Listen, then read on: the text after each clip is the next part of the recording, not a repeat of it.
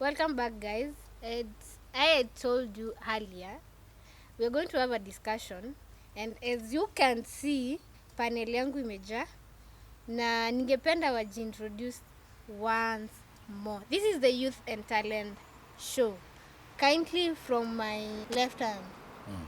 Hi viewers, I'm Reverend Joseph Murithi Jogu. Welcome for this show. I go by the name Victor Odhiambo, boy handsome home on the way, and I'm enjoying this show. Hi guys, I'm Hilary Ngodho. Welcome. Yes, sasa sisi kama wanarika ningependa pia tujiongee. Sababu there is a lot that is affecting the youth. Ukiangalia kanisani, nyumbani, mahali tunafanya kazi pia. Na it's something that at times wanarika they tend to hold ama wanaanza kujudge saa yenye wazazi wanawapea opinion yao. Okay. Sasa kama hii moja, there's one that I want us to talk about. Mbona wanarika siku hizi wanaogopa kuoa?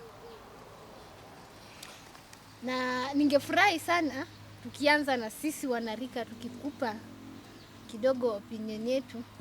Nikianza na mimi, sincerely speaking, a lot is happening. Na ni kuna kitu yenye inaitwa uoga. Unapenda mtu akupendi. Sasa what do you do ukipenda mtu mwenye akupendi? Ama umekuwa kwa mahusiano, ulikuwa una hope things will go well, kidogo kidogo ukifika mahali unaachwa. Sasa it will be so difficult for you to come and trust someone else mwenye anakuambia ati I want us to have a thing yenye ita lead us to marriage. So itakuwa so difficult for you. Tuko na that fear ya kukua hurt. Na pia kupenda mtu mwenye hatupendi. Na sometimes when we give tukijiongea sisi, parents tend not to understand us. Sababu si wewe niletee mtu kila saa tu asikizi hii opinion yako, ako tu wewe niletee mtu. Masaa kidogo miaka inakimbia niletee mtu, nataka kuona mtu. So inakuwa challenge kubwa sasa sana kwetu kama wanarika. Yes. Asante sana. Ningetaka kusema hivi, kama mzazi mwenye nimehubiri, kama mzazi mwenye nimepatia wanarika wengi mawaidha, I've given and directed as many youth as I have directed them. Niseme ya kwamba fear is a tool of the devil. Anytime you get into fear is when you understand that at least you are now having the tool of the devil in your life. And it is very, very equally important, first of all, even before you get to know that you wanted to get married, that you should understand even the other person. You should even have time even to talk to your mentor. You should also even have time to understand why you are doing it. Because many are there, and there are so many men, but very few husbands. There are so many wives who can make becoming wives. There are so many women who can make wives. Therefore, it is equally very important to understand. You want to engage. Do you want a man or you want a husband? Because many are there as the men, but many of them cannot make becoming husbands. So it is equally very important even to listen to your parents. It is also equally very important to have a word you listen from your mentor. Don't just take it as if it is all negative. Don't just take it as if the parent is not wanting. He might be wanting, but he is seriously looking at it and saying that there is no marriage here. Somebody might be looking at it and the muzazi is looking at it and saying this is just but a big joke. It is not ending up to be a marriage, just a joke. And therefore it is equally also very important, even when you feel from within yourself that you want to get married, also have a time to listen from your parents. Get time also to consult your mentor. Your mentor may be your pastor. Have time with him. Talk to him. Try to have time also in prayer. Pray, and may God will open a way for you. Okay. Yes. And from the look of Mr. Odhiambo anakaa ni kama akona point, anaweza tupea hiyo point. Why do you think wanarika wanaogopa kuoa na kuolewa siku hizi? Basically, I will not speak on the issue of Monarika like that. I will speak on my own perspective as Monarika. Economy ya Kenya size is very bad, and for once to make these matters clear, if I as Monarika nikioa leo, watakula nini? That is the bigger question. At the end of the day, don't just get into something God planned. So I think the biggest fear is ukioa leo, watakula nini? How will you be able to sustain them? And the cost of living is so high, and that's why we see a lot of people walking out of these marriages because of hardship. The second thing I think would be the issue here is the fact that when we look at our mentors, who are our parents and the people who are outside here, there is a lot of divorce going on in this world right now. So there's that tendency of pia mbona niowe na watu wanaachana. So I think if those questions are asked basically. Na on that point of divorce, I as a Monarika mwenye I have seen my parents divorce. So if haikuwork kwa wazazi wangu, then how is it going to work for me? I would like just to say this, that God has created each and every one of us, and not just created us, but the word says that he has chosen us for a certain cause, which is totally very unique and very different. And when you look at things in that perspective, you will start now narrowing everything to chosen for a certain cause. And if at all you work for it, God will take you to the route that he has already designed for you. God always designs routes for his children. And it is very, very important to understand that God has created you with a unique mind and a unique destiny. It may Jephthah was born by a prostitute, but he was so much, he never knew that he was the tool God would use to save the Israelites. When you look at the background, it may be deceiving. What is important in life is to have a perspective of God and hope in the future, for hope is the agent of each and everything that we do. There is a very big difference between employment and marriage. Many are the people, even our fathers, some of them did not have any job. They even did not have any pay slip, but they have managed to bring you to the level that you are in. They just risked. Marriage is just a risk. You just risk and you calculate the risk. And then from there, God loves those people who can take risk. Faith is risk taking. Nobody has ever gone into heaven. We are just all looking forward to go there. Nobody has gone there and come back. We are every day hoping to go there. So marriage is hidden. And the things of marriage and the mysteries of marriage is just a discovery. You discover them every day. I have also discovered something today. I've been in marriage for the last 23 years. And even today I'm discovering new things in marriage. So you cannot exploit marriage in a single day. You can not just exploit marriage by just the mere look of your eyes of what is happening. You just enter into it and you discover things as you move in it. Yes. Hilary, unaweza tupa another wewe kiwewe, mbona unafeel wanarika wanaogopa sana kuoa na kuolewa siku hizi? According to me, issue ya kuwa na kuolewa kwa wanarika,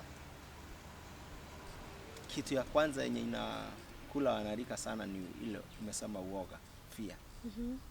Ndio mtu anaona like now, okay, hatukuwa tunajua hivyo, now it's the time I have realized that kumbe mtu akioa kuna baraka Mungu anakuanga maybe amehifadhi, amegojea break hiyo uoga uingie kwake, ndio Mungu. Tumeambiwa kuwa si mambo na kazi. So watu wengi wanaogopa kuwa juu ya kulisha, atawapea nini? Amechukua mtoto wenyewe, amekuja muda amepata mtoto, hujui kama ni triple ama ni twins.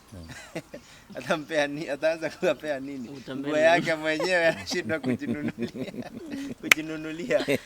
Wewe bibi na watoto ndio ataweza kununulia. Sasa unaona inakuwa na ile uoga ya kushindwa, nitaweza ni kama sitaweza, nitaweza ni kama sitaweza. Then hii ingine ni watu wameachana sana. Sijui kama in this era watu wameachana kuliko bereni. Sasa unaona watu mpaka wamefanya harusi na wanakuja wanaachana. Nimekuja kuona Reverend, nimekuja ku experience one marriage ilikuwa imefanyika one of my cousin. Alioa wakati wameona, alioa 2018 hapo. Wakikakaa msichana akapata mtoto wa kwanza, akapata wa pili. Sasa alipata vijana, mwanaume alikuwa anataka msichana. Sasa vitu issue kidogo kidogo, sijui ni kama vile watu hawakuwa wakielewana kabla wao, ama mtu akuwe settled in mind that nikioa hakuna kitu hawezi fanyika atijua amepata vijana tupu. That is the issue now. Na anakasirika, hataki mtoto wa pili, hata hajanemiwa after his father, hamtaki. Anasema yeye alikuwa anataka msichana. Sasa sijui ni shida gani imeshika vijana, ama sasa unaona ile uoga sasa ukianza kuingia ndani yake, unaona kumbe watu wanakosana hata kama wamefanya harusi, hata kama ni nini. Sasa unaona nitaoa and then maybe nikifikiria napenda mtu sana na yeye ako after me juu ya kitu yenye anaona niko nayo maybe then aniache. Akiona akiingia kwa ndani kwangu aone vyenye alikuwa anafikiria si vile, anaweza niacha. Okay, I want to say this, that the prayer marriage counseling is very important because you are made to understand some of the basics before you enter into a marriage. Because it is the whole responsibility of a man to determine who to be born. It is not the work of the lady to know what kind of either a son or a daughter to be born. So I want to say this, that some of the problems that we are talking about here is just lack of prayer marriage counseling. That some of the youth, they engage, they marry, they just some of the ladies, they run out of their windows, they join their men, and they start having children. They have no know-how of how to stay in the marriage, how to get into the marriage. And I want to tell you that finally it is very, very, very, very pronounced that finally such kind of a marriage will have a bit of some problems. I also want to say this, that the Bible declares that two are better than one. And I want to say this, that you might fear the marriage, but maybe the miracle of what to put on the table it will just be released after you enjoying. Because you are just married somebody, you are marrying somebody with a will, with a mind, with a destiny, with the character, and you might withhold a miracle when you say that you fear marrying because you fear what to put on the table. Maybe the marriage will put the meal on the table. Yeah. God wants the marriage to put the meal on the table. Yes. You might There's another thing, Reverend. Kuna hii msemo yenye iko sana, watu wanasema mwanaume ni wa wanawake wengi. So I as a lady feel threatened. Sasa nitakuwa na huyu mtu na ako na wengine nje. So are we here na kwa kanisa nasikia tukiambiwa each and every day polygamy ni mbaya. Na naambiwa huku nje mwanaume ni wa wanawake wengi. So what am I supposed to do now? What most of the youth they are so much deceived because they think about sex.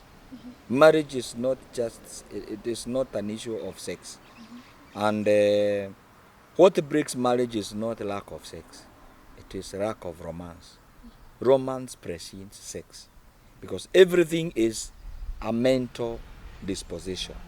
Sex is not physical. It is by nature something that is in the brain. It is more controlled by the brain than the physical aspect.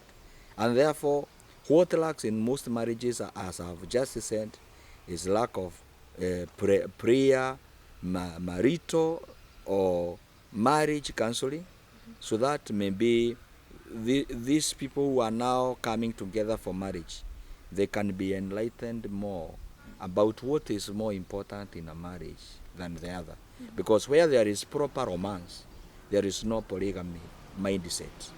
Because there is that romance. You always be feeling, let me go home and see my dear one. Let me hurry up. Or not even hurrying up. Maybe even you are together. You are walking there in the streets because there is romance. You don't have any time for that party. There is no that time. You should not fear polygamy, because polygamy is a mindset. Polygamy is a mindset, and it is more wholly attributed to lack of romance in a family or in a marriage setup. So when you lack romance, you tend to go for polygamist mindset. Okay. Yes. And there's also something about tribalism.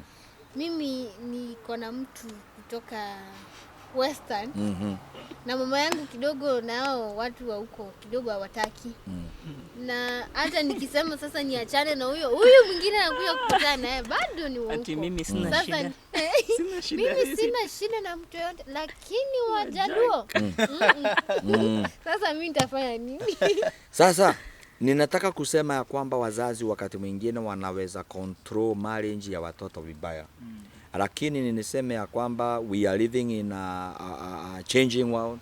We are living in a world that is drastically changing every day. And therefore we should not be held by our tribal lines when it comes to marriage. It is godly ordained. And if it is godly ordained, then that marriage should proceed. We should even proceed with it. What is more important is when you have a pastor, it is equally important to involve him in such kind of a setup, so that he maybe can have time to talk to your parents.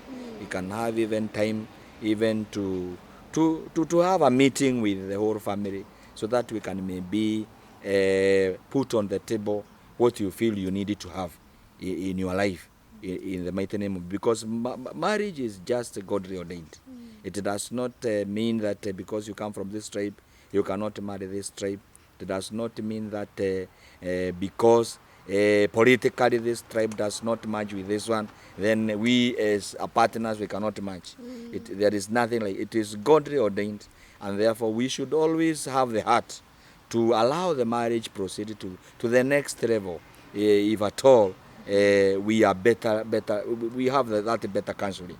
Wakati umepata mchungaji mzuri mwenye anaweza counsel hiyo familia, ninaona ya kwamba haitakuwa na shida. For example, msichana wa kasini yangu alikuwa Catholic University, and immediately alimaliza akawa amechumbiwa na Mjaluo, na ikawa ni shida kwa sababu my cousin was looking at it and saying, wow, the Kikuyus and the Jaluos, and you can see all those funny things that have been happening here and there.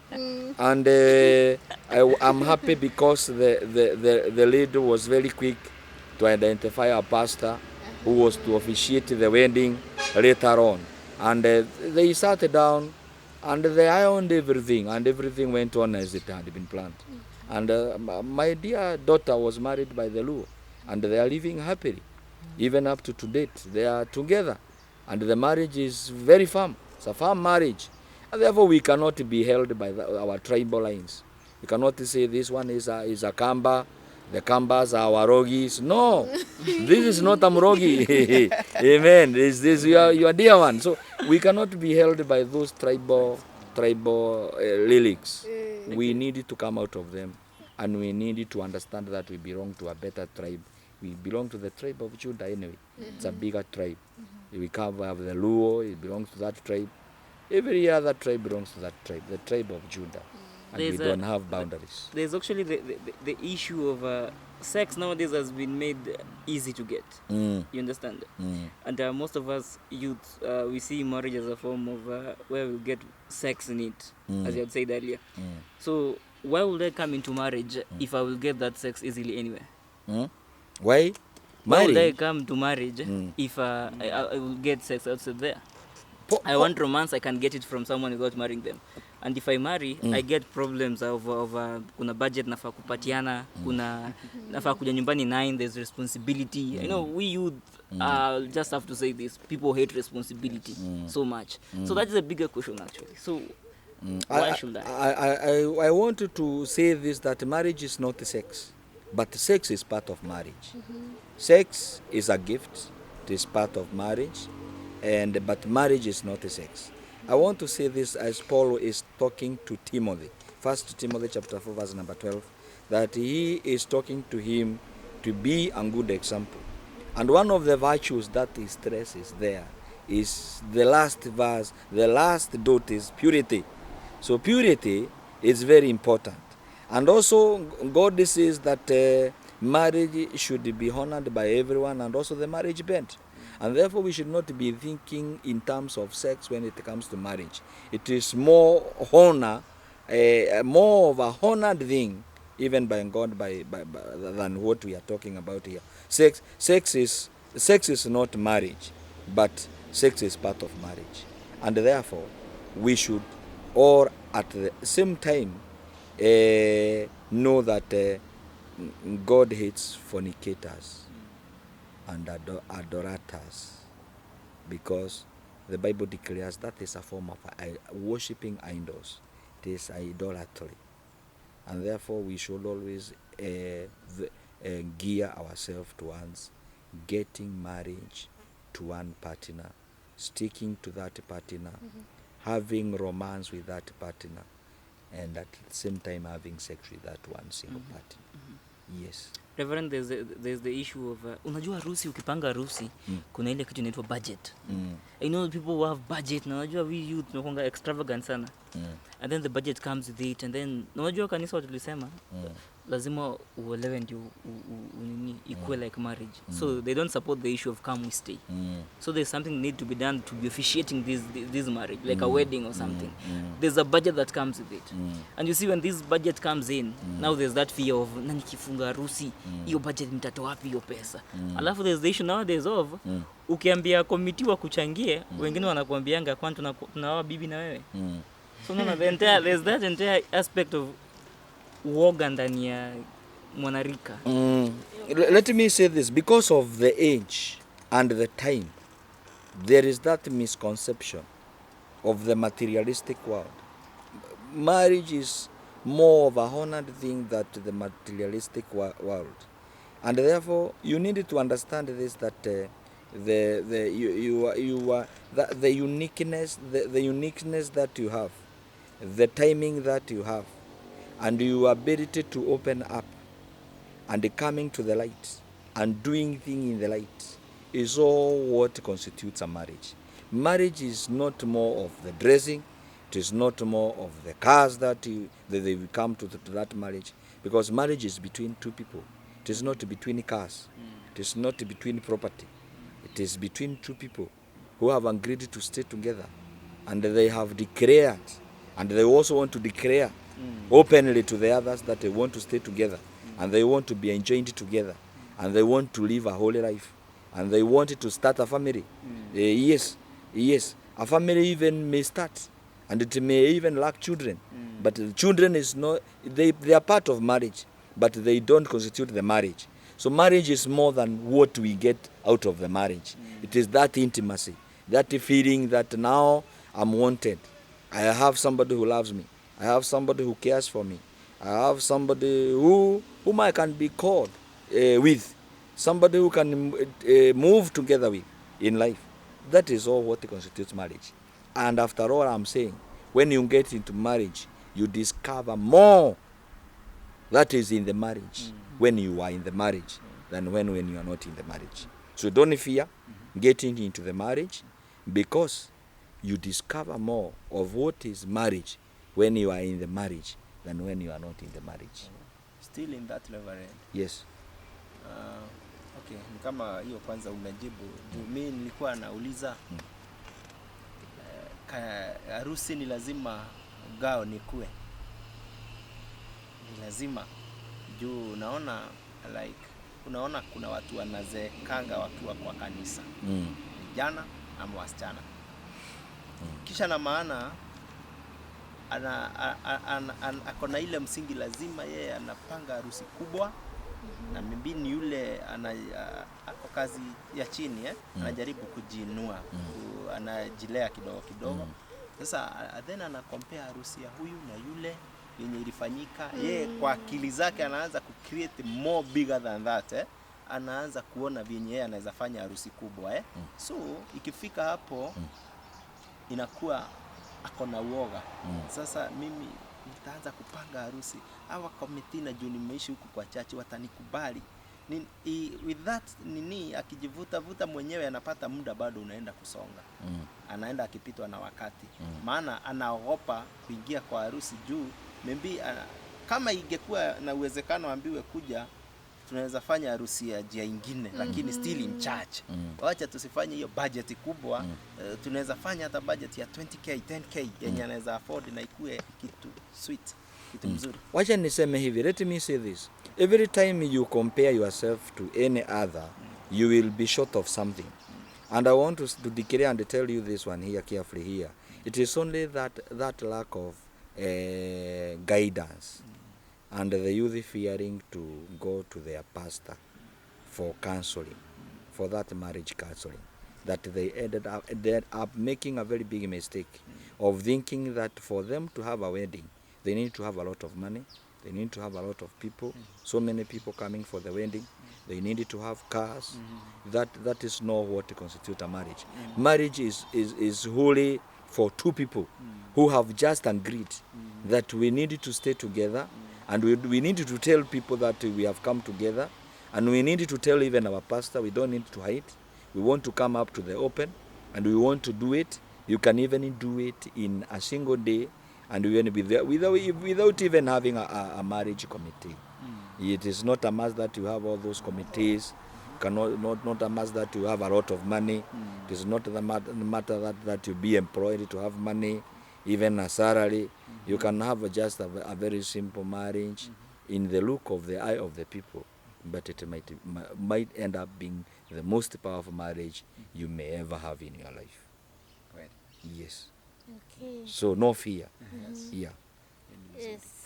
Na ningependa sababu muda kidogo umetupa kisogo, ningependa you have your last a piece of advice kwa wanarika hapo nje. Yes.